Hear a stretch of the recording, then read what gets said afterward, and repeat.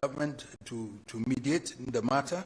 President John Dramani Mahama, who assumed office on the 7th of January, endorsed that I should proceed with finding an amicable resolution to the current situation.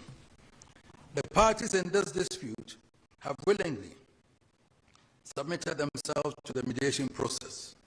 The Bawku Sigiri Abugaragu Azoka has accorded me enormous respect and personally led this delegation at all times to my palace whenever invited.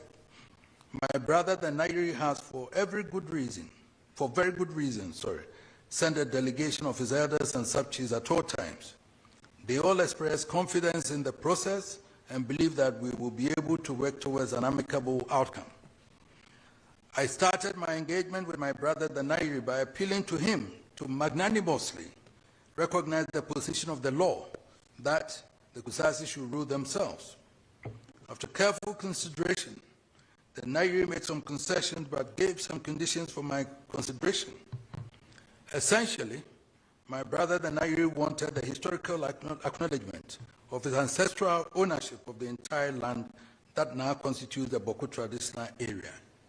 He acknowledged that the Kusasis have come to largely occupy that area. Both Kusasis and the Mamprusis who are now occupying those lands are his children. He observed that as a result of colonial interference and interference of various governments, Kusasis have asserted self-rule and now lay claims to the chieftaincy of the area. The Kusasi claim has caused significant bloodshed between them and his Mamprusi children, and this has spread across the area and now poses a major national and international security threat. The Nairi detested that development and finds it most unfortunate that such bloodshed should occur among his children. He therefore sought an amicable compromise to end the feud and restore lasting peace. He said in part, "Be that as it may, in the interest of coexistence, peace and human dignity, my proposed solution and concessions is premised on the request from your Royal Majesty that I cede part of my jurisdiction in the Bawku traditional area to the Kusasi tribe, with the hope that a lasting and enduring peaceful resolution of the Bawku conflict will be achieved for all parties."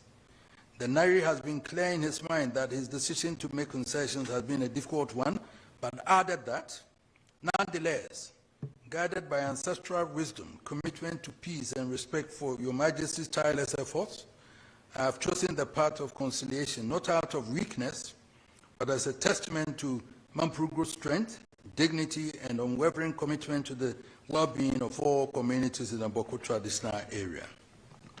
I had been inspired by the desire and commitment of my brother, the Nairi, to bring a peaceful end to the conflict in Bawku and its environs, and to define the best arrangements to accommodate all the different tribes and communities in the area. The Nairi outlined a set of proposals which form the basis of engagement that I have had with both sides, with the hope of finding a common ground. If a common ground emerges, it would enable them to reach an amicable resolution.